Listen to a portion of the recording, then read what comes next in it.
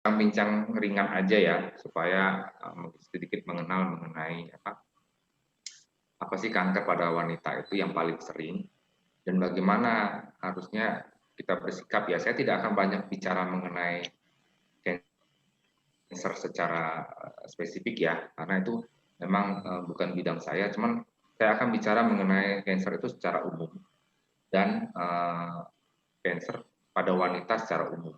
Dan kita akan lihat nanti bercerita bagaimana kita bisa menggunakan bahan-bahan ya sebenarnya yang ada di sekitar kita itu untuk kita bisa menyehatkan, memberikan kesehatan bagi kita, terutama pada para penderita cancer ya. Kita tahu bahwa cancer selama ini sebenarnya tidak ada obatnya, jadi hanya bisa di maintenance istilahnya, dan hanya bisa ditekan pertumbuhan dari cancer tadi. Jadi sejauh ini menderita cancer itu harus tetap bertahan supaya dia bisa hidup sehat. Nah, selama dia sehat, dan itu pertumbuhan cancer itu pasti akan bisa ditekan. Nah, jadi kita fokus bukan kepada cancernya, pengobatan cancer, bagaimana kita tetap bisa sehat walaupun kita menderita, walaupun kita memiliki kanker dalam tubuh kita. Saya tahu bahwa penderita kanker ini memang luar biasa, harus perjuangannya dan tidak gampang. Nanti akan ada satu orang dari sini, nanti Bu Lili akan bercerita sebenarnya bagaimana dia bisa melalui seluruh persoalannya selama dia terapi dengan kansernya. Baik, nah ini mungkin saya akan bicara sedikit mengenai kanker ya. Jadi kalau istilahnya itu sekarang benjolan ya. Semua jenis benjolan itu tumor disebut.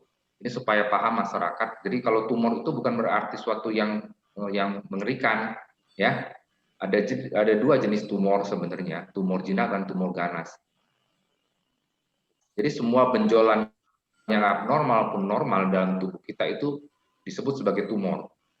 Cuman yang abnormal ada yang jinak dan ada yang ganas. Nah, yang harus diperhatikan. Nah, yang cancer itu adalah jenis suatu tumor yang ganas istilahnya. Kenapa dia ganas? Karena dia pertumbuhan tidak normal dari jaringan tubuhnya, dan dia biasanya akan menginfiltrasi ya jaringan di sekitarnya atau merambah ya. Nah, istilah kata itu menginfiltrasi itu merambah ke jaringan sekitarnya, dan itu akan merusak ke jaringan sekitarnya. Itulah yang menyebabkan kematian sebenarnya. Cancer itu sebenarnya gambarnya seperti itu ya. Coba lihat di sebelah kanan itu kepiting sebenarnya. Sama kayak gambar logo logo bintang ya. Itu dulu dari zaman Hippocrates disebut sebagai cancer, bentuknya logonya adalah kepiting. Yang menggunakan istilah Yunani namanya karsinos atau karsinoma untuk menggambarkan tumor. Jadi ingat, cancer itu adalah tumor ganas. Jadi kalau misalnya orang bilang tumor, tidak selalu bahwa ganas gitu loh. Ya, jadi teman-teman harus biar tahu. Jadi tumor, kita jangan stres dulu. Tumor ada yang jinak dan ada yang ganas. Ya lanjut. Nah, tumor jinak tumbuhnya terbatas, mempunyai selubung, ya kan? Nah, kalau istilahnya itu gampang diangkat ya. Dia hanya di situ-situ saja, tidak kemana-mana. Jadi kalau sudah diangkat, selesai. Jadi jaringan utuh itu kita angkat, selesai, ya kan? Cuman biasanya jaringan ini tetap harus kita periksa ke patologi anatomi namanya. Apakah melihat bahwa jenisnya ganas apa jinak. Nah, kalau tumor ganas itu menyusup ke jaringan sekitarnya melalui pembuluh darah, melalui getah bening, dan dia biasanya nyebar kemana-mana itu. Jadi agak susah kita kalau cancer itu sudah sangat menyebar karena dia bisa menyebar melalui ke jaringan sekitar atau melalui aliran darah ke lokasi yang lain. Nah, ini yang agak berbahaya. Nah, yang harus kita perhatikan nanti dalam cancer ini adalah mengurangi anak sebarnya ini kemana-mana. Jadi supaya kita lebih bisa bertahan di penyakit kita. Jadi seperti saya katakan tadi, memang sampai sekarang obatnya itu hanya bisa menghambat pertumbuhan kanker tadi. Nah, siapa yang bisa terkena kanker? Ya semua orang dan setiap bagian tubuh dan semua umur. Jadi kanker itu ada di hampir di semua umur, baik itu masih dari lahir sampai ke umur tua, ada semua kanker itu. Nah, kecuali ada dua bagian tubuh yang sebenarnya tidak bisa terkena kanker, rambut dan kuku, karena tidak memiliki pembuluh darah. Jadi kalau jaringan itu makin banyak pembuluh darah, daerah itu makin gampang kanker itu menyebar, makin gampang kanker itu tumbuh di situ. Karena dia hidupnya harus dari pembuluh darah tadi. Dia hidupnya diberikan suplai makanan dari pembuluh darah tadi. Makanya kuku dan rambut kan tidak ada pembuluh darahnya, sehingga tidak mungkin tumbuh kanker di situ. Apa aja penyebab kanker? Ya ini mungkin sudah sedikit paham ya secara umum teman-teman di sini. Mudah-mudahan ini bisa dimengerti bahwa semua penyebab kanker itu multifaktorial, banyak sekali penyebabnya. Dan sampai sekarang itu agak sulit, sampai banyak penelitian juga memang harus melihat faktor-faktor lain selain ini. Ini hanya faktor 5 faktor aja yang paling sering ya yang kita lihat penyebab kanker. Contoh rokok. Rokok ini kan sejenis sebenarnya hampir seperti karsinogen juga ya. Rokok ini bisa menyebabkan terjadi penumpukan bahannya di dalam paru-paru, dalam pembuluh darah kita. Tubuh itu sebenarnya memiliki mekanisme ya. Jadi kalau seseorang misalnya terkena stres dari luar, itu akan tubuh berusaha melindungi diri sendiri. Itulah mekanisme tubuh kita. Secara otomatis dia akan merespon terhadap sesuatu yang akan merusak tubuhnya. Nah, responnya ini kadang-kadang kalau paparan itu terlalu berlebihan, terus terjadi, terus terpapar. Kalau sekali mungkin tidak ada masalah ya, tubuh akan melindungi dirinya seperti pada umumnya. Cuma kalau dia terpapar terus, tubuh itu akan berusaha melindungi dirinya dengan memperbanyak jumlah selnya atau merubah bentuk selnya, ya kan? Atau dia membentuk perlindungan baru di atasnya. Nah, yang dipersoalkan adalah bahwa ini sangat berbahaya kalau dia terjadi mutasi dari sel atau terjadi perubahan sel itu yang berlebihan. Karena tubuh tadi berusaha untuk melindungi dirinya sendiri.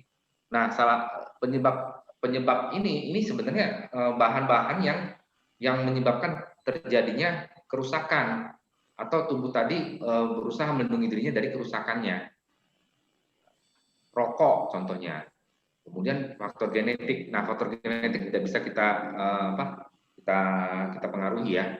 Cuman yang bisa kita pengaruhi rokok, contoh karsinogen, aging. Nah, proses aging ini makin usia makin bertumbuh, kemampuan sel makin berkurang, sehingga tubuh juga akan gampang terkena bahan-bahan yang sifatnya karsinogen. Sebenarnya intinya karsinogen ya. Karsinogen itu yang dari luar yang merusak tubuh kita sehingga tubuh berusaha melindungi diri dan terjadi pertumbuhan yang berlebihan dari sel tersebut. Nah, ada satu penyebab lagi yang bisa kita harus cermati di situ, infeksi. Nah, infeksi ini seperti apa nanti kita lihat pada infeksi pada contoh pada pasien-pasien kanker ya, terutama pada wanita nih. Infeksi apa nanti yang mungkin bisa yang menyebabkan terjadinya kanker. Nah, saya akan hari ini bicara hanya khusus wanita ya. Akan terlalu luas kita kalau bicara semua kanker. Hari ini kita khusus untuk wanita. Nah, ini berbahagia hari ini wanita, ibu-ibu, karena kita berbicara khusus hari ini pada kanker pada wanita.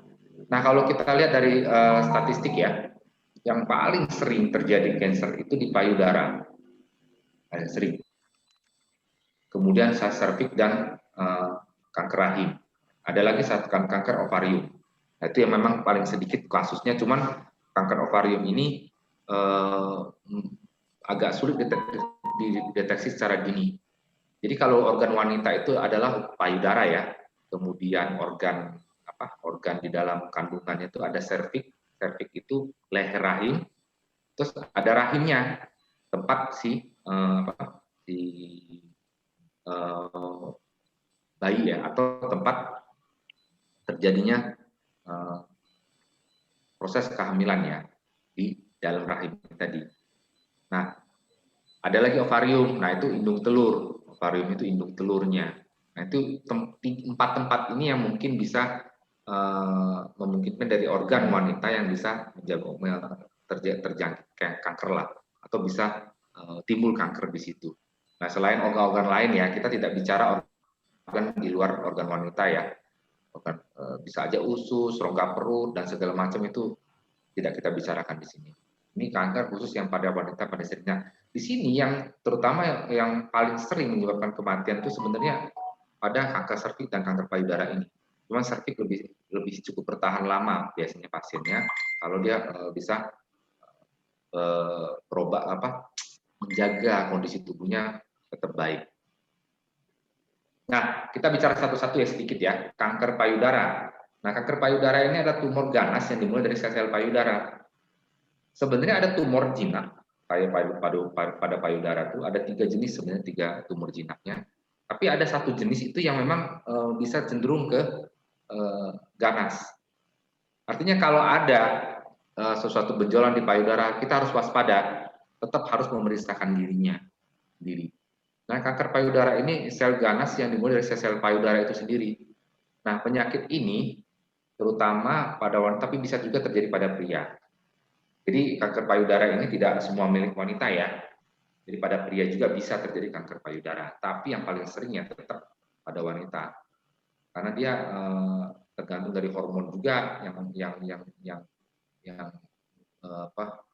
memicu terjadi kanker atau sel-sel dari si kelenjar susunya tadi yang memicu terjadi kanker. Nah, bagaimana kanker payudara ini faktor risikonya? Yang faktor risiko, kalau awam sih bilangnya faktor penyebab ya, tapi kita bilang risiko. Jadi kalau risiko itu yang sebenarnya tidak langsung menyebabkan terjadi kanker, tapi itu bisa memicu terjadinya kanker payudara ini. Contohnya high fat diet ya. Kita mengkonsumsi banyak bahan-bahan fat yang berlebihan. Sebenarnya kalau kita makan atau minum itu kan nggak boleh yang standar aja, sesuai dengan proporsinya. Jadi kalau misalnya sudah berlebihan, apapun tidak akan baik lah. Makanya di sini kalau kita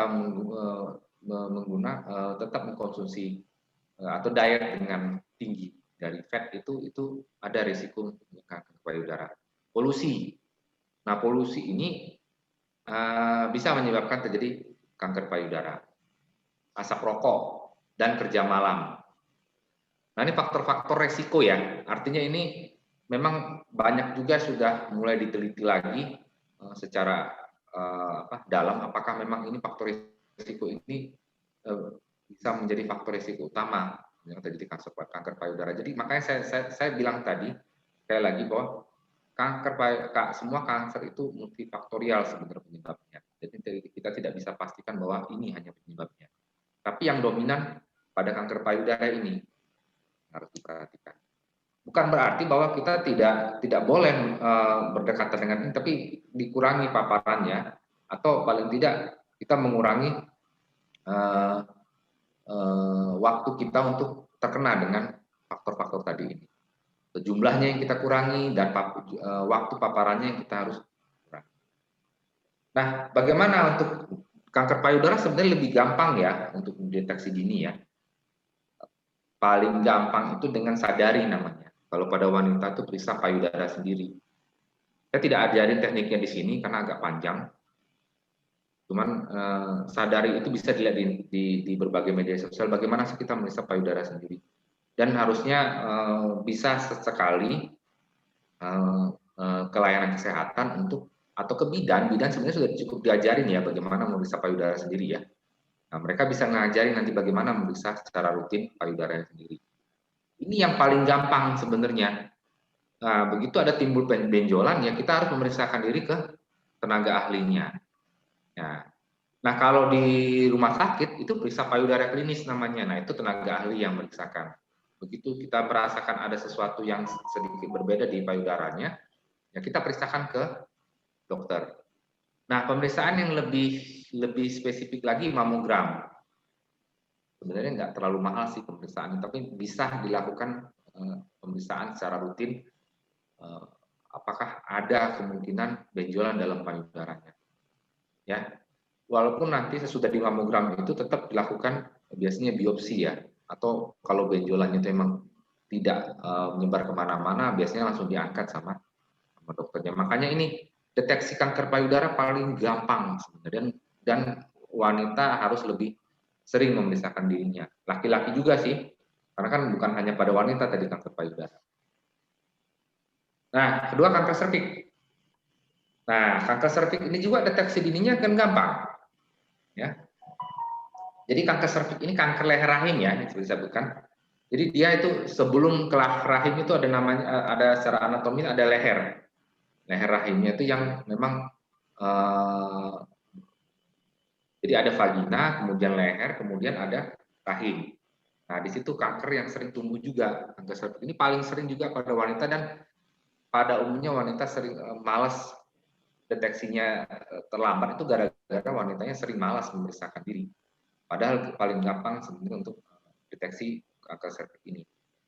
Nah, gejala dan tandanya perdarahan abnormal pada vagina. Tapi tidak semua ya, tidak semua perdarahan abnormal pada vagina itu bahwa itu ada kanker ya. Tapi itu harus diperhatikan benar-benar bahwa kalau ada perdarahan abnormal pada vagina harus segera diperiksakan ke dokter kandungan. Nah, ada pendarahan yang terjadi antara periode menstruasi yang teratur. Nah, ini juga. Jadi ada menstruasi, ada teratur, ada di tengah-tengah terjadi perdarahan, padahal seharusnya tidak ada. Ya. Nah, perdarahan setelah hubungan seksual. Nah, ini juga harus diperhatikan. Ya, segera periksakan saja. Atau mencuci vagina dengan cara menyemprotkan cairan ke dalam vagina atau pemeriksaan rongga panggul. Kemudian yang keempat, periode menstruasi yang lebih lama dan lebih banyak dari sebelumnya. Setiap perdarahan pokoknya harus diperiksakan saja, bisa saja. Nah, terus perdarahan setelah menopause. Nah, ini paling sering juga nih, setelah menopause harus diperiksakan. Peningkatan keputihan. Nah, jadi keputihan, ada yang keputihan itu yang normal, ada yang abnormal ya. Jadi kalau keputihan normal itu biasanya sih lendirnya agak sedikit encer ya. Kalau abnormal itu berbau, kemudian dia agak kental. Nah, itu harus diperiksakan. Karena infeksi vagina itu paling sering terjadi menyebabkan kanker serviks. Nanti kita lihat kenapa. Infeksi vagina ya, infeksi pada vagina itu sering terjadi menyebabkan kanker serviks. Keluhan yang lain, nyeri panggul, nyeri selama berhubungan seksual. Nah, kanker serviks penyebabnya itu yang paling utama tuh HPV memang. Itu yang paling tinggi. Human Papilloma Virus namanya. Nah, tadi yang saya bilang tadi infeksi kan. Yang paling sering ini HPV. Makanya harus sering diperiksa nih dengan cara pemeriksaan IVA namanya. IVA ya, IVA dan pemeriksaan pap smear. Nah, ini yang penyebabnya, karena kita sebenarnya deteksi dininya yang kurang yang kita lakukan. Imunitas penyebabnya. Nah, usia lebih dari 40 tahun itu faktor risiko yang paling sangat harus diperhatikan. Riwayat seksual, multiparitas ini anaknya banyak, ya kan? Anaknya lebih dari 5, 6, 10. Nah, ini punya risiko untuk terjadinya kanker serviks. Merokok ya umum, kalau merokok mah pada umumnya semua merokok itu bisa menyebabkan kanker. Menggunakan PKB lebih dari 5 tahun. Nah, ini juga faktor-faktor risiko yang bisa menyebabkan, bukan hanya menyebabkan kanker, tapi bisa timbul makin berat, atau setelah pemeriksaan itu malah sudah stadium yang memang sudah tidak bisa kita lakukan apa-apa. Ya, jadi tolong diperhatikan. Nah, yang saya garis bawah ini HPV-nya ya, Human Papillomavirus ini paling sering menyebabkan terjadi kanker serviks. Nah, pencegahannya bagaimana? Ya, deteksi dini lah, ya, deteksi dini dengan pap smear atau dengan IVA tes sekarang. Itu IVA paling gampang sekarang, datang ke dokter obgyn, kemudian dia hanya melihat perubahan dengan dimasukkan sesuatu bahan yang sifatnya asam di dalam vaginanya, ya kan? Atau di dinding pintu masuknya ke uterus. Nah, kita lihat nanti perubahan warnanya. Nah, perubahan perubahan warnanya apa di situ nanti. Nah, itu bagi dokter kandungan nanti akan melihat, oh ini kemungkinan ada arah kanker serviksnya. Nah, vaksinasi HPV. Nah, ini harus diperhatikan. Jadi kalau vaksinasi HPV ini sebenarnya kalau orang yang belum anak-anak sudah bisa sebenarnya dilakukan vaksinasi HPV ya. Cuma kalau yang sudah menikah, berarti dia harus diperiksakan HIV dulu atau pap smear-nya. Pap smear atau HIV-nya harus dites dulu apakah sudah kalau negatif, mereka bisa dilanjutkan dengan vaksinasi HPV. Sejauh ini vaksinasi HPV ini salah satu pencegahan yang cukup bagus ya. Nah, pencegahan lain adalah kebersihan vagina. Nah, ini harus diperhatikan karena yang paling sering tadi kan infeksi tadi oleh HPV ini, kebersihan vagina itu harus lebih segera diperhatikan. Nah, yang saya bahas lagi selanjutnya ada kanker indung telur atau kanker ovarium. Nah, kanker indung telur ini terjadi pertumbuhan yang sel tidak lazim pada satu atau dua bagian indung telur. Jadi bisa kiri kanan, bisa hanya satu saja. Dan ini kanker yang paling sulit ya deteksi karena pemeriksaannya itu orang tidak menimbulkan gejala ya. Sudah timbul gejala itu memeriksakan diri itu kalau sudah merasa ada benjolan dalam tubuhnya. Ya kan? Benjolan yang tidak normal dan itu biasanya sudah bertambah besar benjolannya. Nah, karsinoma ovarium ini memang berasal dari sel-sel ovarium itu sendiri atau yang dibilang sel dari pertumbuhan anak ya atau germinal sel dan sel stromal atau yang dibilang itu sel untuk ya apa menyebabkan terjadinya bisa sel-sel ovulasi ya sel-sel ovulasi atau sel yang memang sel untuk membuat terjadinya janin ya. Nah, itu sel germinalnya itu yang memang saya susah menjelaskannya. Sel germinalnya itu memang yang tumbuh dari situ memang yang abnormal. Nah, penderita umumnya terlambat didiagnosis. Nah, karena belum ada deteksi dini ini harus diperhatikan karena ini memang agak sulit ya mendeteksinya ya. Sehingga hanya 25-30% saja yang terdiagnosa pada stadium awal. Kalau kanker yang lain sebenarnya itu lebih gampang didiagnosa dengan stadium awal saja, cuman karena malesnya seseorang memeriksakan diri sehingga datang dengan stadium yang berlanjut. Nah, gejala dan tanda. Nah, ini yang harus diperhatikan gejala dan tanda aja ya. Wanita itu kan organnya banyak ya di dalamnya ya. Jadi makanya agak lebih hati-hati dengan sesuatu keluhan dalam perut. Karena pada wanita itu tidak bisa kita bilang kalau keluhan perut itu keluhan biasa. Kalau keluhan itu bertambah hebat, ya kan? Itu harus segera diperiksakan. Nah, sebenarnya kalau gejala tanda ini sudah stadium yang sudah kalau saya pikir sih agak sedikit terlambat ya. Seperti cepat merasa kenyang, ya kan? Itu kan artinya proses yang tumornya itu sudah mendesak di dalam ruangan perut kita. Nah, frekuensi buang air kecil meningkat, mual dan muntah. Nah, ini stadium yang lanjut ya. Dan saya pikir harus diperhatikan. Yang harusnya yang diperhatikan itu kalau sakit perut saja nih, sakit perut yang tidak hilang-hilang. Sakit saat berhubungan intim. Nah, ini stadium awal bisa mungkin dengan gejala yang nomor 8 dan nomor 9 ya. Kalau yang di atas itu biasanya istilah kalau kita di medis itu istilah proses desak ruang namanya. Jadi sel tumornya sudah membesar sehingga mendesak organ lain dalam tubuhnya sehingga terjadi perasaan tadi, gejala-gejala yang di atas tadi. Cepat kenyang, perut membengkak, berat badan menurun, kemudian perut terasa kembung ya kan. Ini harus diperhatikan nih. Cuman yang paling utama sakit perut yang tidak berhilang-hilang pada wanita tetap harus cepat diperiksakan. Kira. Nah, deteksi dininya gimana? Ya dengan USG. Makanya pemeriksaannya kan tidak bisa dilakukan sendiri di rumah. Kalau tadi IVA atau kanker serviks sama payudara tadi kan agak lebih gampang memeriksakan. Ke bidan pun sudah bisa melakukan pemeriksaan pap smear. Kalau ini kan tidak bisa. Kita hanya bisa menggunakan USG atau dengan pemeriksaan tumor marker namanya. Tumor marker itu CA125 itu diambil darah memang. Cuman kan pemeriksaannya cukup mahal ini CA125 ini dan memang memastikan juga bahwa kemungkinan terjadi tumor kanker pada ovariumnya. Tapi ini salah satu deteksi dini yang bisa kita kerjakan. Rutin silakan dilakukan, kalau terutama pada wanita yang sudah di atas 40 tahun ke atas ya, atau sudah memiliki anak. Nah, kanker hidung telur ini karena biasanya ada riwayat faktor risiko yang paling utama itu riwayat keluarga kanker kolon dan kanker endometrium ya, atau rahim. Nah, ini ada riwayat keluarga nih, ini faktor genetik tadi yang bisa menyebabkan terjadinya kanker. Nah, wanita di atas 50 tahun, wanita yang tidak memiliki anak atau nulipara, terus wanita yang memiliki anak lebih dari 35 tahun.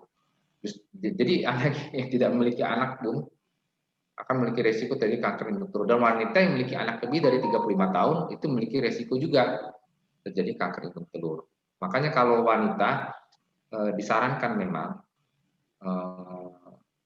hamil itu sebelum usia 35 tahun. Karena banyak sekali faktor resiko yang bisa menyebabkan terjadi faktor-faktor lain ya yang menyebabkan terjadi permasalahan pada wanita. Wanita ini agak susah ya, penanganannya agak lebih repot memang. Makanya ibu-ibu harus lebih rutin ya memeriksakan diri, atau anaknya yang wanita juga harus kita lebih rutin memeriksakan diri supaya tidak terjadi gejala yang lebih berat. Nah, saya akan bicara sedikit mengenai, nanti kita banyak diskusi ya, pencegahan kanker dengan bahan alam ini. Nah, fungsi-fungsi bahan alam sebenarnya sebagai tidak sebagai pengobatan kanker. Nah, ini harus diperhatikan benar-benar pernyataan saya bahwa herbal atau bahan alam itu tidak atau bukan merupakan suatu obat kanker. Ya. Jadi ini fungsinya sebagai anti tumor. Artinya dia mencegah pertumbuhannya saja. Tapi bukan sebagai obat kankernya, tidak. Memang semua pengobatan kanker baik itu dengan kemoterapi, radiasi memang menghambat pertumbuhan tumor. Tapi dalam artian tumor ini yang dalam bahan alam ini adalah mencegah pertumbuhan yang tumor barunya di sekitarnya. Kalau dengan kemoterapi atau dengan radiasi dia kan menghambat pertumbuhan tumor yang sudah ada. Nah, sebagai anti tumor di sini artinya dia menghambat pertumbuhan tumor-tumor barunya, tumor-tumor baru yang di tempat lain, atau yang tumor-tumor baru yang berada di sekitarnya. Nah, fungsi yang lain sebagai antiinflamasi. Fungsi yang lain ada yang ketiga antioksidan dan antibakterial. Nah, ini yang 4 ini yang memang punya secara ilmiah ya, memiliki fungsi yang memang tujuannya untuk membuat orang lebih sehat ya, dengan walaupun dia hidup dengan kanker. Nanti Ibu Lili nanti bisa cerita ya sedikit bagaimana sih saya bisa hidup sehat dengan kanker ini. Nah, itu perjuangan dulu itu luar biasa. Ini teman-teman bisa berdiskusi dengan kita nanti di sini.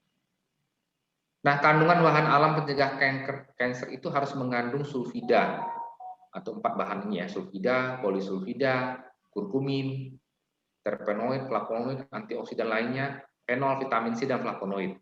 Nah, ini bahan-bahan ini banyak terkandung dari bahan-bahan alam yang di Indonesia.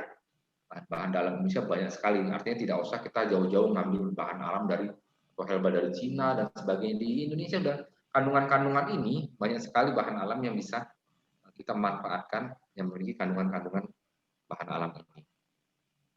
Nah, ini contoh bahan alam yang dapat digunakan untuk penyakit kanker. Kunyit putih. Kunyit putih sebagai anti tumor juga. Ya kan? Nah, dia juga sebagai anti inflamasi bisa. Nah, karena mengandung kurkuminnya, kan? Nah, sambiloto, nah ini bisa berfungsi sebagai anti tumor juga, ya kan? Anti radang bisa digunakan juga sambiloto ini. Nah, temulawak juga hampir sama dengan kunyit putih, tapi dia lebih cenderung ke anti inflamasi atau anti radangnya. Kunyit juga sama, terus meningkatkan imunitas. Salah satu tadi permasalahan pada orang yang sudah mengalami terapi kanker adalah masalah imunitasnya. Karena pengobatan kanker itu biasanya dia menekan imun tubuhnya sehingga pertumbuhan kanker itu berkurang. Karena dia kan tadi saya bilang tadi bahwa kanker itu harus ada pembuluh darah di situ yang memberikan dia makan, ya kan? Kalau pertumbuhannya terus dikasih makan pada kanker itu, dia akan menyebabkan pertumbuhannya berlebihan, ya kan? Nah, temulawak, kunyit, meniran, jati Belanda, ini bahan-bahan yang bisa kita lihat yang sudah memiliki efektivitas ya, fungsi secara ilmiah, secara klinis, secara ilmiah. Dan ini bisa kita gunakan, dan saya yakin bahan-bahan ini ada di sekitar kita kan? Ada nggak sih meniran yang kayak rumput aja nih kalau kita lihat meniran, ya kan? Ini bahan yang memang ada di sekitar kita semua, ya. Nah, bawang putih ini contohnya nih, selain bisa mengurangi plak ya pada pembuluh darah, dia juga bisa menyebabkan plak tadi kan mengurangi peradangan pada pembuluh darah tadi dengan mengkonsumsi bawang putih. Cuman bahan-bahan ini bisa kita olah nanti sebenarnya menjadi bahan-bahan yang enak dikonsumsi. Sebenarnya bahan-bahan ini sudah kita konsumsi sehari-hari. Cuman kalau kita mengkonsumsi dalam bentuk makanan, itu dosisnya kan tidak bisa kita tentukan jumlahnya. Jumlah bahannya tidak bisa kita tentukan. Oke, lanjut lagi. Ya, itu saja yang bisa saya sampaikan. Silakan saya serahkan kepada Fitri. Ini nanti akan ada sedikit memberikan apa contoh-contoh bahan alam ya yang bisa dipakai di yang kita gunakan. Jadi barang-barangnya seperti apa? Silakan Mbak Fitri dilanjutkan. Iya, terima kasih dokter.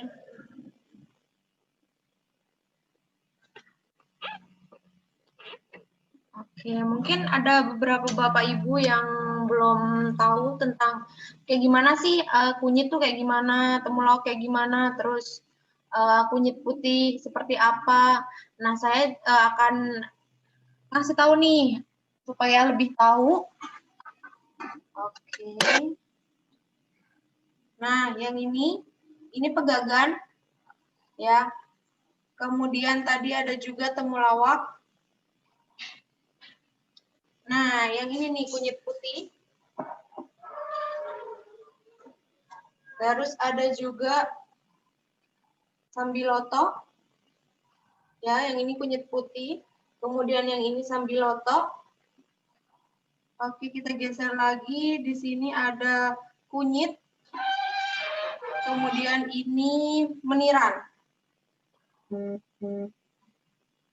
Nah, yang ini biasanya ada di dapur juga, ini namanya jintan hitam. Kemudian ini daun jati Belanda. Oke. Ya, makasih Fitri. Sudah sedikit, Pak. Itu bentuk keringnya ya? Iya. Itu Mbak Fitri itu bentuk kering kan? Iya. Ya, bentuk kering. Jadi memang kalau dalam tanaman obat itu memang harus diperhatikan bukan hanya bahan barang bentuk utuhnya tanaman, tapi bentuk keringnya juga harus diperhatikan. Karena kalau untuk menyimpan bahan alam itu harus dalam bentuk kering, ya, bentuk kering Iya. supaya awet dan dia tidak terkontaminasi dengan bahan-bahan lain. Nah itu nanti kita akan diskusi ya lebih banyak ya. Silakan mungkin sekarang giliran ini ya, Mbak Fitri. Siapa? Kita ke berbagi sama Bu Lili. Oh ya, Bu Lili. Ya, Iya. Bu Lili nih, ini seorang cancer survivor juga ya. Sudah silakan di unmute tuh Bu Lili. Di unmute. Unmute. Halo Bu Lili. Ya, halo. Ya. Halo. Silakan Bu Lili cerita nih bagaimana nih. Oke, luar biasa nih Bu Lili ini. Ya. Sudah jelas suara saya? Sudah. Halo. Sudah jelas Bu Lili. Sudah jelas suara saya? Sudah, Bu. Sudah jelas. Sudah ya, iya. Ya, selamat pagi Dr. Richard, selamat pagi Fitri, selamat pagi Bapak Ibu semua dan teman-teman. Pertama saya mau ucapkan terima kasih dulu kepada Dr. Richard dan Fitri yang kasih saya kesempatan untuk berbagi tentang apa yang saya lakukan sejak saya sakit sampai saya saat ini. Saya sakit, saya tahu sakit ini secara kebetulan. Karena tidak punya gejala seperti tadi dokter bilang. Saya melakukan medical check up di suatu rumah sakit. Saya cek tanda tumor saya, range yang normal itu kan maksimum 30-an ya dokter. Ya. Nah, saya itu hasilnya lebih dari 100. Bukan main itu, saya kagetnya. Kaget dan rasanya, waduh, saya sudah sampai di sini aja nih kayaknya. Gitu. Terus dokter yang meriksanya melakukan tes ulang, melakukan USG. Nah, USG itu hasilnya bagus malah, tidak ada tanda-tanda apa-apa. Jadi dokternya bilang, ya udah ibu kelihatannya memang sehat kok. Kalau misalnya Ibu terkena kanker apa ya Bu ya? Indung telur. Oh, indung telur ya. Ya. Terus udah saya pulang karena dokter bilang tidak ada apa-apa. Udah saya pulang, saya pikir ya udah, tapi hasilnya mungkin bukan itu. Nah, tapi itu kan saya medical check up itu bulan November tahun 2018. Tapi setelah 3 bulan kemudian, yaitu bulan Februari 2019, saya merasakan ada yang aneh di perut saya. Perut saya keras dan besar. Lalu saya pergi ke dokter internis. Dokter internis periksa, saya langsung dirujuk ke dokter kandungan saat itu juga. Nah, di dokter kandungan, saya diperiksa, dokternya bilang, ibu, ini di perut ibu ini ada sesuatu yang nakal. Sesuatu yang sangat berbahaya, jadi harus diangkat indung telurnya. Kata saya, iya dok, silakan. Dokternya tanya, mau kapan? Besok aja dok. Saya bilang gitu. Jadi akhirnya disiapkan waktunya, diatur, dilakukan pemeriksaan awal. Akhirnya indung telur saya diangkat. Setelah diangkat, dicek, ternyata memang betul kanker indung telur. Dokternya bilang, ini pengobatan satu-satunya adalah kemoterapi. Tidak ada jalan lain. Saya pikir, ya boleh dok, kemoterapi aja secepatnya. Saya tidak mau ditunda-tunda. Saya bilang gitu. Terus saya pulang, saya cari tahu kemoterapi di mana, kemoterapi nanti efeknya apa. Ya udah saya jalanin aja. Saya lakukan kemoterapi sejak bulan Maret 2019. Setengah bulan setelah dioperasi saya udah mulai kemo pertama. Nah, selama kemoterapi itu saya juga tetap cari-cari pengobatan lain. Singkat cerita, saya suatu siang makan di restoran Kampung Jamunya Ibu Marta Pilar. Saya lihat ada klinik jamu Dr. Richard. Saya mampir.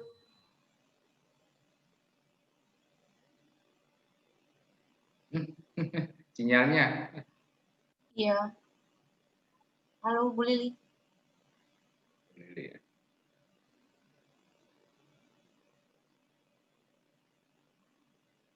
Coba di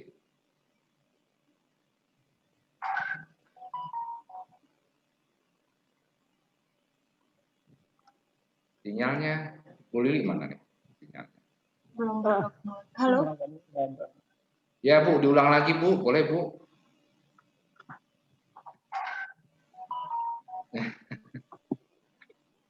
Ini yang suka kalau nyangkut ini.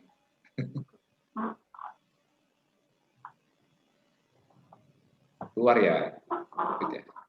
Oke. Bentar, ditunggu sebentar ya. Nah, itu tadi kan Ibu Lili kanker ovarium ya, kanker indung telur. Itu memang tadi paling sulit deteksi. Jadi kalau tadi seperti cerita Bu Lili tadi, ternyata sesudah dideteksi dia sudah stadium yang sudah tidak bisa dilakukan tindakan. Jadi hanya dengan kemoterapi. Nah, ini yang menjadi yang harus diperhatikan oleh teman-teman di sini. Bagaimana nanti kita akan diskusi aja bagaimana cara sehat tadi ya. Halo. Silakan. Mana? Sudah masuk belum? Iya, sudah Bu Lili. Ya, silakan Bu Lili, lanjut lagi. Ya, tiba-tiba ini laptop atau apa nih error. Jadi saya pakai akun suami saya Dharma Kumara, nggak apa-apa ya dokter? Udah kedengeran suaranya, silakan. Kedengeran nggak? Iya, kedengeran Ibu. Iya, sorry ya ganti account. Ini tiba-tiba error. Halo, Halo. halo. Ya, silakan dilanjutkan, Bu. Ya, jelas ya. Jelas Ibu. Ya, sorry ya ganti account. Gak apa Ibu.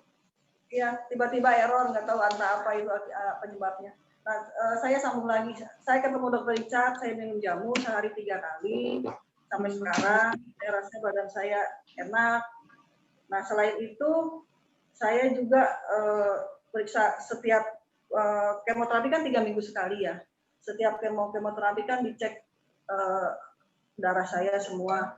Hasilnya petanda tumornya itu turun terus sampai sekarang sudah normal. Di CT scan pun hasilnya bagus, sudah bersih. Nah, selain minum jamu, selain kemoterapi, saya juga mengubah pola hidup saya, mengubah cara pikir saya. Kalau dulu saya itu agak perfeksionis, apa-apa itu pengen sempurna. Sekarang saya tidak seperti itu. Saya berusaha menerima apa adanya, dengan tidak kesal, mengurangi stres, juga terus makan makanan, terutama saya makan makanan yang sudah matang. Saya kalau makan makanan sayur yang mentah, misalnya selada gitu, saya makan sayur yang saya tanam secara hidroponik. Saya tidak makan sayuran yang saya beli di luar. Terus saya makan buah-buahan juga, misalnya kiwi, plum, beet, sirsak, jeruk, dan buah lain saya makan selalu saya kupas. Tidak ada makan buah yang saya makan dengan kulitnya. Terus setiap pagi juga saya jalan pagi supaya kena sinar matahari. Terus ada lagi satu hal yang saya lakukan juga setiap pagi, saya latihan meditasi. Begitu. Nah, terakhir saya periksa darah dan CT scan bulan lalu. Hasilnya juga saya sudah kirim ke Dr. Richard. Hasilnya sudah bagus. Jadi saya pikir dengan cara ini kita bisa bertahan hidup lebih baik. Itu yang bisa saya bagikan. Saya kira itu aja, Dokter Fitri. Ya. Mungkin ya ada yang mau bertanya. Ya, itu luar biasa perjuangan Bu Lili. Itu Bu Lili saya sedikit saya kasih proses waktu ketemu Bu Lili waktu itu pertama kali itu rambutnya nggak ada. Iya, betul. Rambutnya nggak ada. Iya, rambut. Sejak kemo kedua sudah ada rambutnya. Iya, rambut Bu Lili.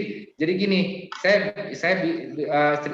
sedikit bicara bahwa sebenarnya memang si jamu ini kan atau bahan alam ini bukan menyembuhkan kansernya Bu Lili, ya kan?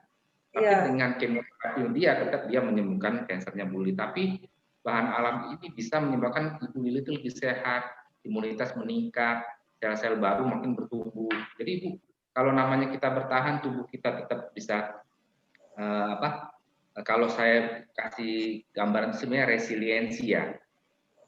Kita tahan terhadap stresnya. Salah satu stresnya tadi itu adalah tadi kemoterapi tadi. Nah, bertahannya dengan menggunakan bahan alam tadi menyebabkan tubuh kita lebih bugar dan sehingga ada pertumbuhan sel-sel baru yang bisa menunjang kesembuhan dari Bu Lilinya.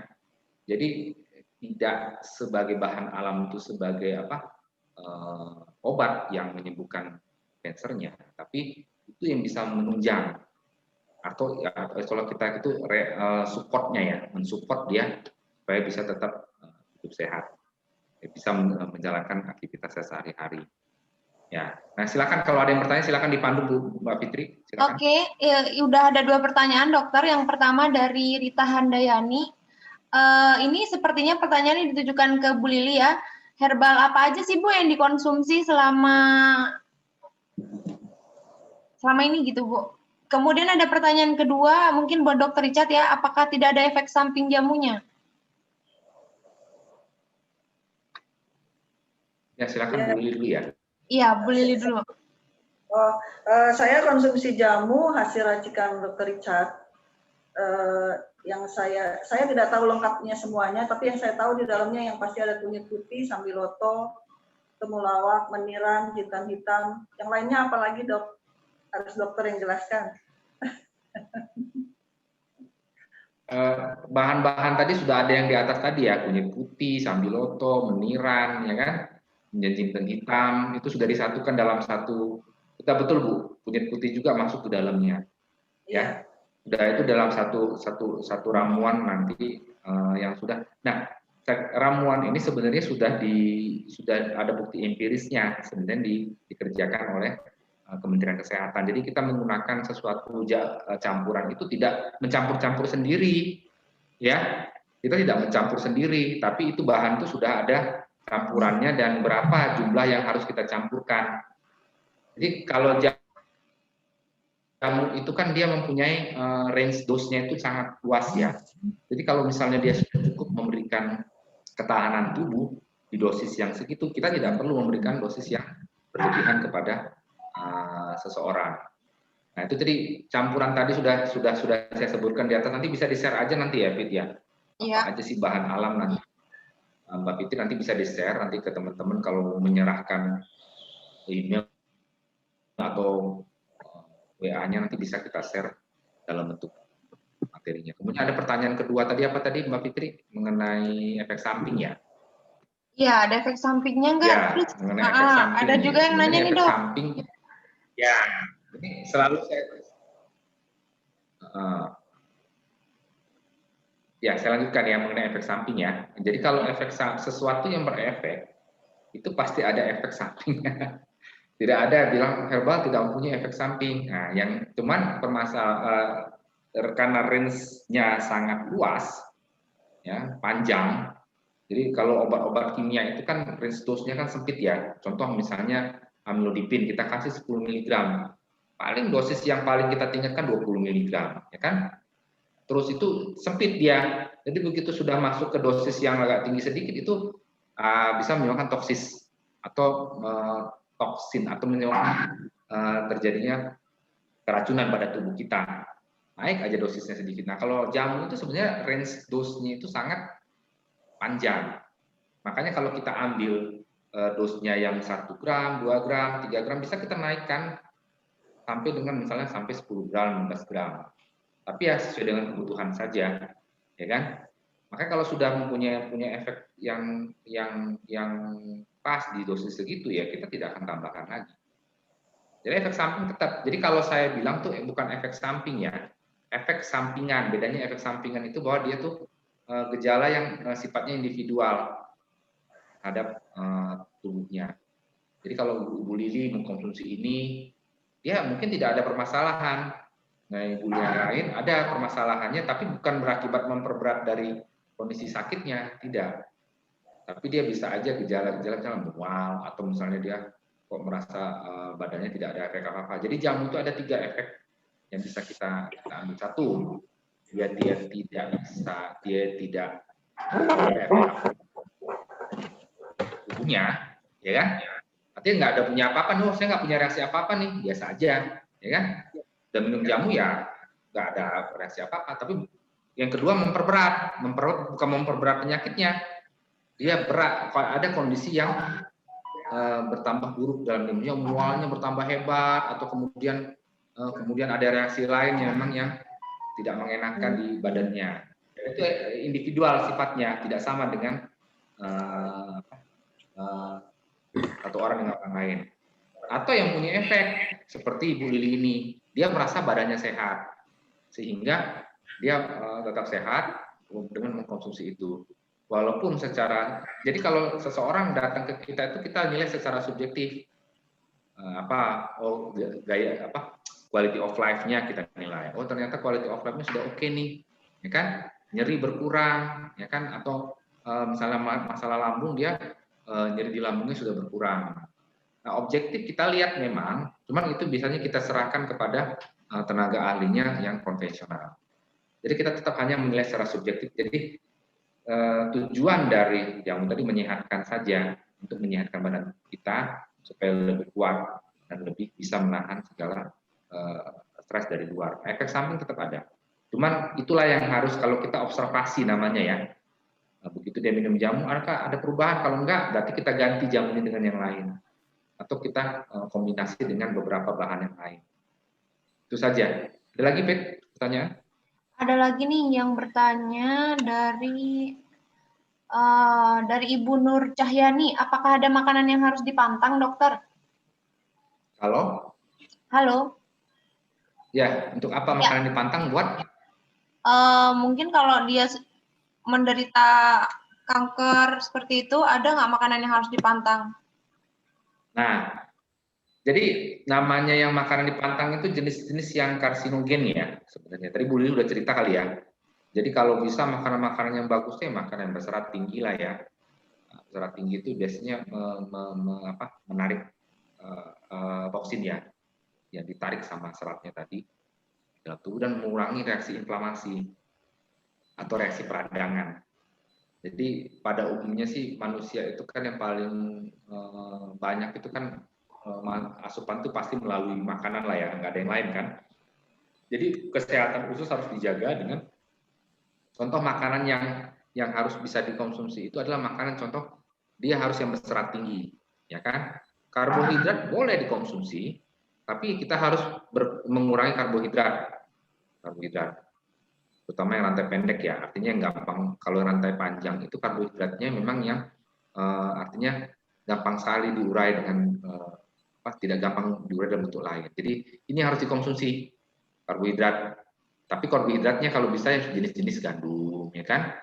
Atau beras merah ya, yang memang tidak secara ilmiah dia tidak menyebabkan terjadi reaksi inflamasi ya. Karbohidrat ini ada secara ilmiah itu bisa menyebabkan terjadinya reaksi inflamasi pada tubuh kita. Kemudian makanan-makanan itu yang memang harus yang dipanaskan dengan suhu yang sangat tinggi ya. Kalau kita dibilang tuh fast food ya, fast food yang memang suhunya itu yang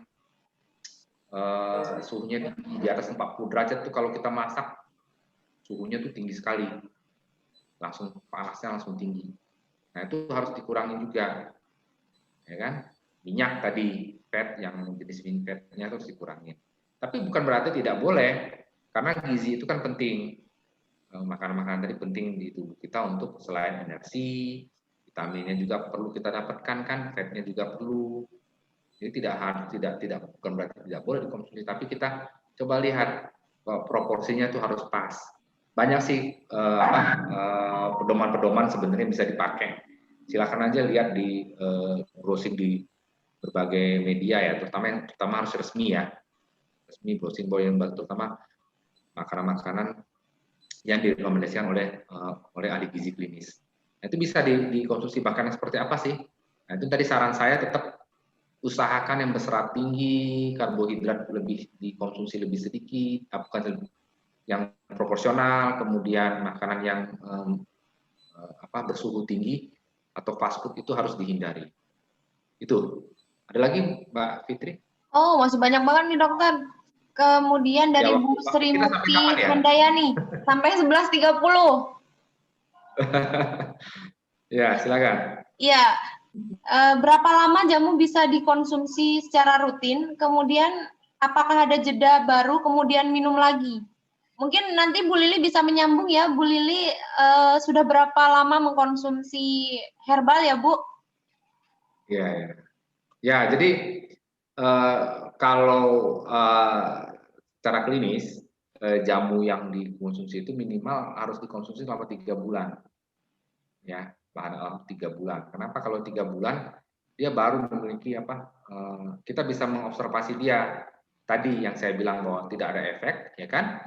Atau ada efek yang perburukan, bukan perburukan penyakit sekali lagi ya, perburukan terhadap sesuatu minum jamunya, kemudian ada yang berefek.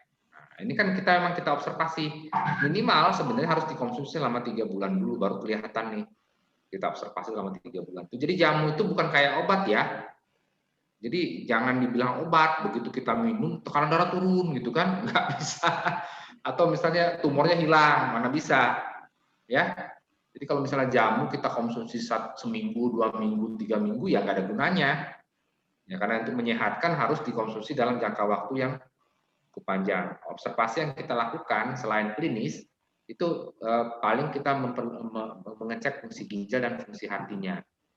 Jadi kalau misalnya ada sesuatu yang mengganggu di hatinya atau di ginjalnya, itu akan kita stop dulu penggunaan dari tubuhnya. Ya, nah itu yang bisa saya sampaikan mungkin. Jadi setahun itu sudah bagus. Kalau Ibu Lili aja sudah berapa lama tuh? Udah setahun, hampir setahun, Iya. tahun lebih ya. Kalau Bu Lili udah berapa lama, Bu? Kenapa itu? Udah setahun. Iya, kalau Bu Lili mengkonsumsi udah berapa lama, Bu?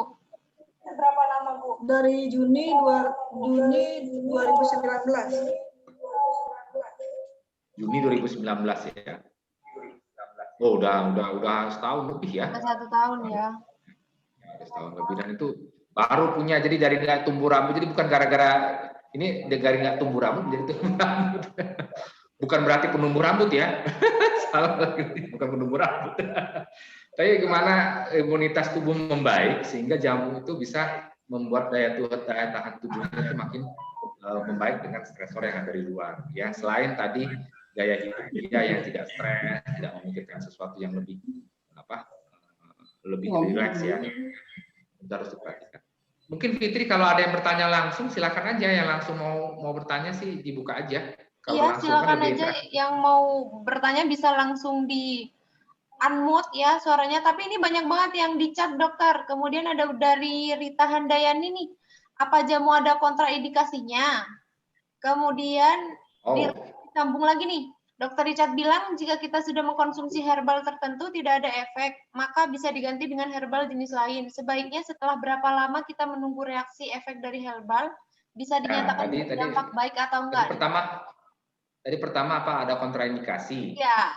Nah, sebenarnya jamu itu punya interaksi dengan obat konvensional, ya kan? Cuman literaturnya nggak banyak yang saya dapat, dan beberapa jamu Indonesia itu memang agak susah mencari literatur bahwa ada kontraksi, ada interaksinya. Ya, memang harus kita perhatikan ada interaksi ya, interaksi dengan konvensional yang antara jamu sendiri ada sebenarnya interaksinya. Nah, cuman tadi interaksi itu yang menyebabkan terjadinya apakah bisa menyebabkan kontraindikasi nggak? Ada kontraindikasi nggak? Karena itu kontraindikasinya itu kalau ada reaksi terhadap konvensionalnya, ya kan? Nah, contoh misalnya pegagan misalnya. Nah, pegagan ini kan sifatnya mengencerkan darah ya. Nah, kalau kita konsumsi berbareng-bareng dengan warfarin atau penggunaan obat pengencer darah, itu harus hati-hati, ya kan?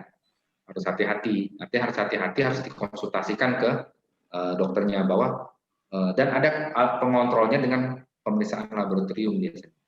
Nah, kalau sudah ada misalnya dia memang gangguan penyakit atau penyakit yang menyebabkan terjadinya gampang terjadi perdarahan di tubuhnya, ya itu tadi kita harus hati-hati dengan memperhatikan beberapa parameter laboratorium yang bisa kita lihat. Yang memanjang enggak, memendek enggak. Nah, itu hanya dokter yang harusnya bisa mengevaluasinya. Nah, untuk obat dengan konvensional, untuk mengatasi permasalahan tadi, kita sarankan minumnya itu 2 jam sudah konvensional. Ya, jadi kalau misalnya obat konvensional diminum, ya sebelum jamu itu diminum 1 jam atau 2 jam. Sebelum obat atau sesudah konvensional, artinya dijarakin. Ya, tidak boleh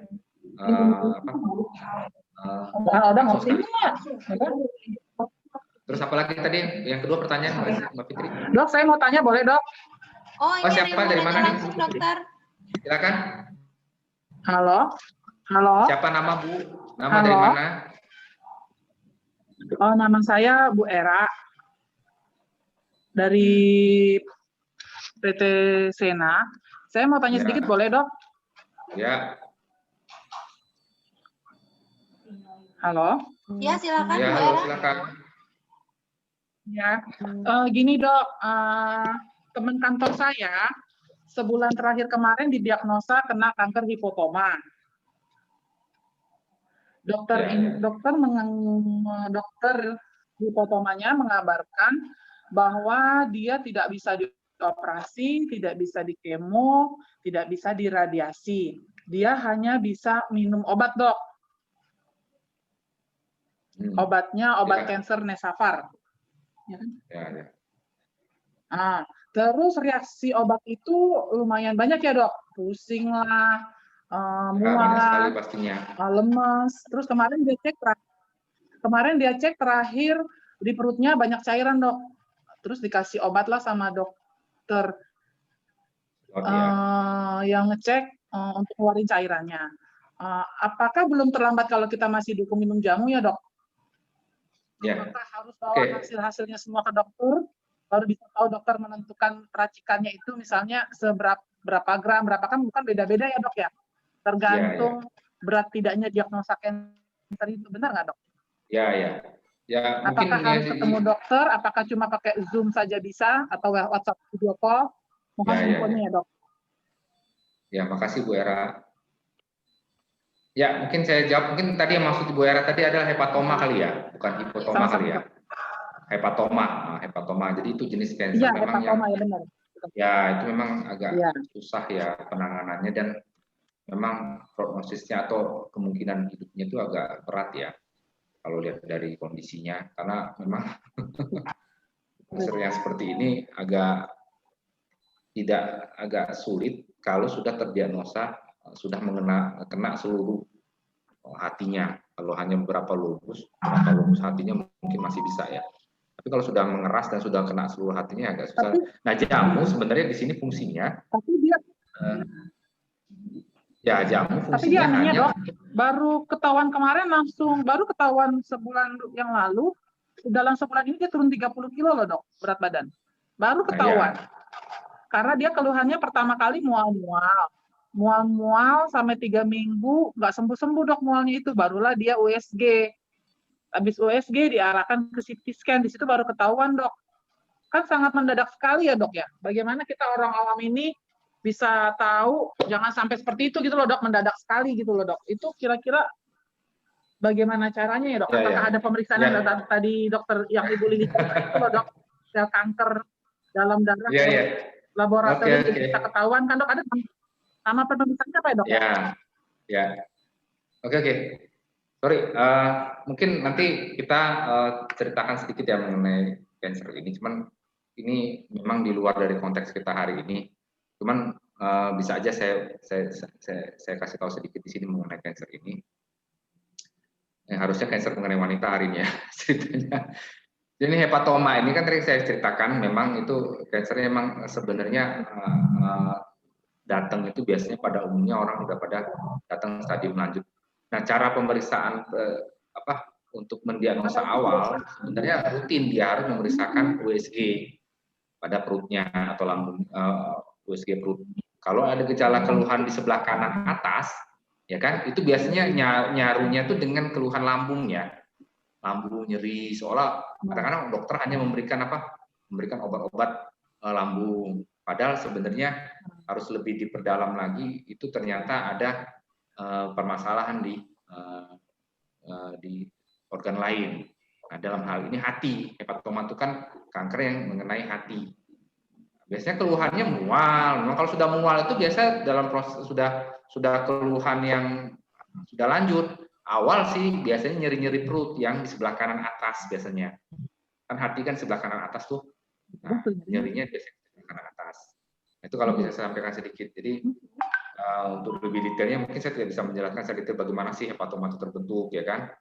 Cuman itulah keluhan yang paling bisa kita lihat dan harus segera diperiksakan ke dokter. Jadi jangan menunggu bahwa sudah mual, sudah keluhannya mual, gejala mual-mual yang sudah berkali-kali dan nyeri perut harus lebih diperhatikan. Ya. Nah, untuk jamu, kalau kondisi sudah kondisi dinyatakan bahwa dokter sudah harus hanya dengan mengkonsumsi obat-obatan itu saja, memang agak berat. Berarti harusnya kan ada yang masih bisa dilakukan tindakan yang lain selain dengan menggunakan obat-obatan tadi. Nah, kalau dengan hanya dengan obat-obatan berarti sudah stadiumnya mungkin sudah cukup berat, dan jamu hanya kita bertujuan mensupport dia ya, supportnya supaya lebih sehat, lebih tidak gampang mual, ya kan, meningkatkan kualitas hidupnya. Nah, itu ada jamu-jamu yang bisa kita gunakan nanti untuk campurannya. Cuman memang nanti akan di follow up mengenai fungsi hatinya, apakah fungsi hati memburuk. Kalau memburuk ya kita usahakan tidak terlalu banyak mencampur beberapa bahan alam tadi. Itu saja yang bisa saya jelaskan, Bu Era. Terima kasih. Terima kasih. Silakan Mbak Fitri. Oke, kita lanjut ke pertanyaan selanjutnya ya dokter. Ada Ya, dari silakan. Mulyati Cahyo. Apakah kalau mau konsumsi jamu herbal ini harus konsul ke dokter Richard dulu? Terus mungkin nanti dokter bisa langsung disambung ya, jawabannya. jadi gini. Ya, kalau konsul sih sebenarnya perlu sekali ketemu aja, ketemu muka sekali. Kan saya kan harus perlu melihat orangnya, betul. Ya kan, jadi kalau hanya ada penilaian itu secara subjektif dengan menggunakan penilaian subjektif. Nah, itu bisa kita kirimkan melalui WA atau email ke dia, kemudian dia mengirimkan email ke kita berbentuk hasil-hasil laboratorium dan sebagainya. Nah, itu bisa kita kirimkan, nanti bisa dikoordinasi sama Mbak Fitri ya, kalau memang mau konsultasi. Cuman nanti begitu sekali harus ketemu dulu biasanya, karena ketemu kita pengen lihat fisiknya seperti apa, ya kan? Kemudian berkomunikasi langsung. Nah, kalau sudah cocok, sudah sekali kita jamu dan cocok, tidak ada masalah, itu bisa mengambil sendiri. Jadi tidak harus ketemu sama dokter lagi. Jadi ini jamu ini kan bukan obat ya. Jadi bukan sifatnya peresepan. Jadi kita hanya memberikan saran. Paham ya? Teman-teman di sini bahwa kita hanya memberikan saran. Nah, kebetulan kita punya bahannya di situ yang bisa langsung digunakan oleh teman-teman. Jadi kalau misalnya teman-teman mau mengkonsumsi jamu yang kita sarankan menggunakan bahan lain yang dari tempat lain, ya silakan. Kita hanya menyarankan jenisnya, ini loh jenisnya, bla bla bla bla. Cuman kalau gampang kan berarti sudah campuran dari kita yang akan kita konsumsi. Nah, itu bisa komunikasi dengan kita dulu sekali ketemu. Karena zaman pandemi begini kan kita batasin ya. Kalau bisa sih online dulu bicara. Kalau misalnya harus ketemu nih Bu, nah, silakan nanti datang ke klinik. Itu ya Mbak Fitri ya. Iya. Supaya kita ada waktunya, nanti ada waktu kok, kita sesuai dengan jam kerjanya, jam berapa kita bisa konsultasi. Itu bisa via chatting WA, bisa, nanti bisa via Zoom seperti ini kalau mau dibutuhkan, ya kan? Nanti dikasih linknya, ketemu dengan melalui online seperti, karena memang agak riskan juga, apalagi usia-usia di atas 50 tahun ke atas ya. Itu harus lebih diperhatikan supaya tidak berkeliaran. Atau dengan cancer juga agak riskan dengan imunitas, ya harus lebih diperhatikan supaya jarang keluar rumah. Itu saja. Nanti dikoordinasi Mbak Fitri nanti terkait dengan bagaimana perjanjian dan sebagainya. Terima kasih. Iya. Ada lagi yang langsung bertanya, silakan. Ada yang mau langsung bertanya? Bisa langsung. Ini kita selesai ya, Ibu Bapak. Jam 11 ya kali Mbak Fitri ya? Iya, sampai soalnya jam 11. Ada meeting lagi. Ada meeting lagi kita seminar. Silakan. Okay, ya, silakan interaktif aja. Ini luar biasa nih para pesertanya. Bu Lili, ada yang mau disampaikan lagi, Bu Lili? Silakan Bu Lili. Ini saya kagum dengan Bu Lili. Saya benar-benar kagum dengan luar biasa Bu Lili ini yang memang sangat menaati semua anjuran yang kita berikan. Sehingga dia sehat sampai sekarang. Dan luar biasa masih bisa beraktivitas dengan normal ya Bu Lili ya. Iya, dokter. Normal dan sangat jauh perubahannya. Itu walaupun dia tetap melakukan kemoterapi. Kemoterapinya ke Malaysia ya Bu Lili ya. Kemarin sampai ke Malaysia. Ya. Tuh, sudah selesai. Dok. Ya, silakan yang lain kalau bertanya. Halo Dok. Ya, dari mana? Iya, saya nih Pak. Siapa? Kalau gimana? Kedengeran nggak Dok? Iya, kedengeran. Nama dan dari mana asalnya Pak? Iya, ini Kampung Jamu nih. Oh, Pak Dedi. Pak Dedi, iya jadi gini Dok. Ya, saya memperhatikan tadi cerita Bu Lili ya. Ada yang tertarik mungkin buat motivasi saya sendiri terus ibu semuanya, ternyata kanker itu sebenarnya tidak menakutkan. Yang penting bagaimana cara mengelola menghadapi kanker itu seperti apa.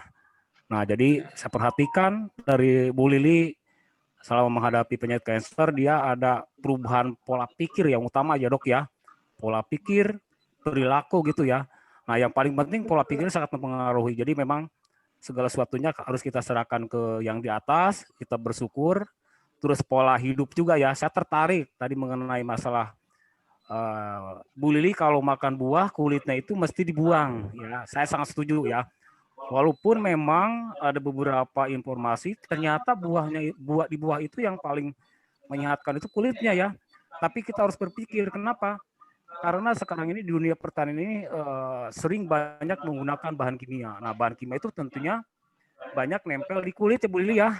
Nah, jadi kita Iya, juga Dok. kalau makan buah bareng kulitnya juga sekarang mesti harus hati-hati ya. Jadi memang saya sangat setuju sekali. Tadi juga ada yang bertanya kenapa mesti dibuang kulitnya. Saya bilang, nah apalagi Bapak Ibu semuanya kalau kita makan buah, beli buah yang buah tersebut berasal dari impor, ya kita harus berpikir dua kali ya. Jadi seperti itu mungkin saya sangat setuju mengenai cerita Bu Lili mulai dari pola pikir, pola hidup, dan dengan jamu dan memang dokter ada satu hal ya memang kalau sampai hari ini jamu itu bisa hanya bersifat preventif, promotif ya. Tapi kuasa Tuhan sangat lain ya. Itu bisa bersifat seperti obat ya dok ya. Itu di luar jangkauan ya. Mungkin ini sepertinya kasus bullying itu mendekati seperti obat ya, seperti itu. Nah, jadi mungkin buat Bapak Ibu semuanya dengan berbagai macam halangan, masalah tentunya banyak ini Pak, banyak kontradiksi, banyak efek samping segala macam. Kita percayakan ya. Percayakan kepada Tuhan, percaya kepada dokter yang ahlinya, tapi tentunya mungkin dengan aturan main ya dok ya. Jangan sembarang minum jamu, jangan sembarang gitu, jangan mentang-mentang oh jamu itu tidak ada efek samping, bohong juga gitu ya. Tapi yang penting kita harus ikut aturan mainnya dan tentunya mungkin kita harus bertanya kepada ahlinya. Mohon itu dok yang saya bisa Ya, sampaikan. makasih Pak Dedi. Masukannya luar biasa ya. Itu luar biasa masukan Pak Dedi ini. Jadi benar seperti kata Pak Dedi, memang ada 3 sebenarnya yang harus kita perhatikan dalam supaya kita tetap sehat ya. Istilahnya kita mind, body, and spirit ya. Nah, body kita sudah kita jaga bagaimana supaya sehat dengan mengkonsumsi makanan yang memang dibutuhkan dan jamu ya.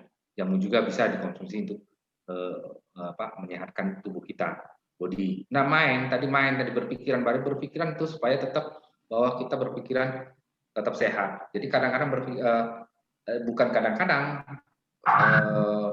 proses berpikir kita bahwa kita selalu berpikir yang buruk akan menemukan hal yang buruk karena itu menyebabkan stres pada tubuh dan mengeluarkan hormon ya, hormon yang justru malah merusak tubuh kita yang bukan memperbaiki. Jadi kalau kita senang itu namanya keluar hormon endorfin kita keluar namanya. Nah, endorfin ini mirip hormon sebenarnya mirip morfin yang menyebabkan kita selalu senang, happy ya. Nah, itulah yang penting sehingga hubungan antara sistem tubuh kita dengan sistem saraf kita dengan sistem endokrin lah kalau kita bilang ya, itu saling melengkapi. Kalau saya bilang itu dibilang sebagai neuroendocrine system, ya kan, neuroendocrine system. Jadi dengan sistem endokrin tadi meningkat, keluarlah hormon-hormon yang membaik, kita menjadikan tubuh kita juga makin sehat. Nah, oke dokter. Spirit. Ya, spirit, ya, spirit, ada 2 pertanyaan lagi nih dokter. Ya, silakan. Sebelum waktunya habis nih. Ya, 2 pertanyaan lagi ya dihabisin ya. Oke, dari Bu Lili, namanya Lili juga nih. Dok mau tanya, Lili. salah satu faktor resiko kanker pada wanita adalah memiliki anak di usia 35 tahun lebih. Seberapa besar kira-kira resikonya ini jika usia wanita 35 sampai 45 tahun? Itu pertanyaan pertama ya dokter. Kemudian pertanyaan kedua dari Ibu Ida Ibrawati. Mau tanya dokter, apakah head yang tidak teratur ada hubungannya dengan kanker? Dan jamu apa yang dapat diminum supaya headnya jadi lancar?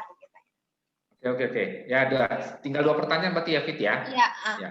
Nanti kita lanjutkan di grup aja kalau yang mau bersedia masuk ke dalam kita bikin grupnya. Komunitas kita ya. Itu boleh tuh bertanya apapun silakan di situ. Ya, ini memang kita agak sedikit superficial aja kita jelaskan ya. Nanti kalau memang Ibu komunitas ini senang sekali dengan acara seperti ini, saya akan ambilkan expert di bagian kandungan ya. Kalau memang banyak penjelasan yang harus lebih detail lagi, karena saya tidak bisa ahlinya lagi. Cuma saya akan bisa menjawab sedikit mengenai salah satu faktor risiko kanker kanker pada wanita adalah memiliki anak di usia 35 tahun. Seberapa besar kira-kira resiko jika usia wanita 35 sampai 45 tahun? Iya, semua usia di 35 tahun itu memang tidak disarankan, memang tidak, kalau bisa tidak memiliki anak, jangan hamil di atas 35 tahun. Cuman memang risiko kanker itu tadi timbul sewaktu dia melahirkan pada usia di atas 35 tahun. Memang makin tinggi resikonya. Resikonya proporsinya saya lupa berapa persen sih bisa menyebabkan terjadinya kanker di atas 35 tahun, tapi yang jelas pasti lebih tinggi dibandingkan risiko terjadi kanker pada orang-orang yang di usia 35 tahun. Yang kalau dibilang tinggi itu artinya 30% aja itu sudah termasuk yang proporsi yang cukup tinggi ya terjadinya kanker kalau dibandingkan dengan orang yang tidak yang di bawah 35 tahun. Nah, jadi makanya nih pasti akan lebih tinggi. Cuman bagaimana tetap hidup sehat tadi, tetap menjalankan upaya-upaya kesehatan tadi dengan menggunakan konsumsi makanan yang sehat. Dan saya pikir juga tidak semua juga pasien yang berusia 35 tahun ini juga yang terjadi kanker pada kandungannya ya, cervix, ovarium, terutama pada serviks tadi malah justru pada wanita yang aktif seksual yang justru akan timbul dan terjadi infeksi. Jadi tidak semua kanker yang menyebabkan terjadi usia 35, tapi risiko akan lebih tinggi. Karena persoalan hormonal yang berkaitan dengan hormon pada wanita. Nah, pertanyaan kedua, head yang tidak teratur tadi sudah saya sebutkan sebenarnya bahwa itu masalah satu terjadi gejala yang memang harus diperhatikan. Jadi ada head yang bukan jadi ada head di head, teman di tengah-tengah ada head lagi nih, ada perdarahan lagi. Nah, itu harus diperhatikan. Atau headnya yang memanjang, ya kan? Nah, itu harus diperhatikan. Jadi bukan berarti selalu kanker, tapi itu diperiksakan ke dokter kandungan bahwa oh ini ternyata ada permasalahan nih dengan ininya. Ya kalau saya tetap harus diperhatikan, jadi diperiksakan dulu ke dokter konvensionalnya bahwa dia tidak secara fisik tidak ada permasalahan dengan permasalahan. Jadi misalnya perdarahan pada kehamilan, perdarahan pada head yang tidak berhenti-henti, itu harus dipastikan dulu diagnosanya apa secara konvensional. Karena saya tidak akan bisa menduga-duga. Kemudian kita kasih jamu ini baru makan selesai headnya akan lancar. Ada memang jamu yang menghentikan perdarahan itu, tapi harus diperhatikan kenapa dia terjadi perdarahan. Karena saya tidak akan menilai permasalahan itu dengan menggunakan teknik-teknik saya. Jadi teknik saya itu tidak bisa menilai sampai ke sana. Jadi harus dikonsultasikan dulu dengan dokter konvensionalnya. Baru nanti saya sudah punya diagnosa sama Bu Lili, dia punya CT scan, ronsen, ini hasilnya gini. Oh berarti Anda pilihannya apa?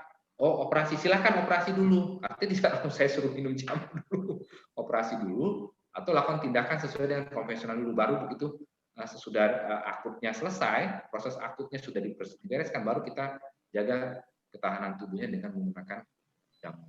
Istilahnya kita tuh preventif, promotif, dan rehabilitatif dan suportif bisa. Kalau misalnya kondisi tubuhnya sudah tidak bisa lagi, penyakitnya tidak bisa diobatin lagi dengan menggunakan obat konvensional.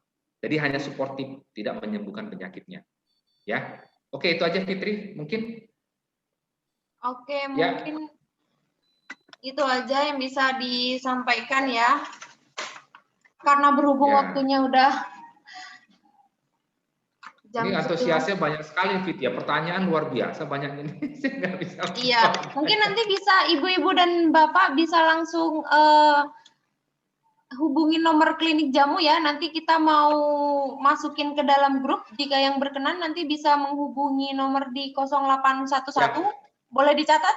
Mungkin tadi juga udah di-share sama Dr. Richard. Saya akan mengulang aja supaya nanti kalau ada yang mau bertanya dan lain-lainnya bisa menghubungi nomor klinik jamu ya. Di 0811 191 2018. Diketik aja di chat. Dibikin di chat aja. Oke, saya taruh di chat juga ya. Ya, Bapak Ibu sekalian luar biasa hari ini. Nanti kalau memang di grup nanti cukup banyak ini yang ikut, saya akan tampilkan expert nanti di situ ya. Jadi silakan aja nanti mungkin onkolog, nanti kebidanan, kita bicara mengenai bedah onkologi, ya kan? Itu akan kita tampilkan beberapa expert nanti yang bisa kita ajak untuk bicara di sini. Jadi nggak semua mulu. Jadi kalau saya kan dari sisi bahan alamnya saja yang dikonsumsi seperti apa. Nanti kalau terkait dengan expert, dengan permasalahan secara spesifiknya akan saya tampilkan beberapa expert nanti yang bisa diajak untuk bergabung dengan kita di sini. Dan itu ya mudah-mudahan Ibu cukup puas dengan hari ini. Ke depan kita akan banyak buat acara seperti ini, mungkin setiap minggu atau 2 minggu sekali. Kita lihat aja, tunggu tanggal mainnya pada next webinar kita nanti berikutnya. Ya, terima kasih. Silakan ditutup Mbak Fitri. Ya, terima kasih Bapak Ibu semua yang sudah bergabung dalam acara hari ini. Seru sekali, banyak sekali pertanyaan yang masuk, tapi berhubung dokternya juga ada meeting lagi, jadi nanti kita sambung lagi di grup aja ya, nanti saya bikinkan grup di WhatsApp. Terima kasih banyak untuk Dr. Richard yang udah bergabung, kemudian Ibu Lili yang udah meluangkan waktu berbagi cerita dan pengalamannya. Semoga bisa bermanfaat buat kita semua ya. Terima kasih. Saya akhiri, selamat pagi. Ya, terima kasih. Terima kasih. Ya, baik.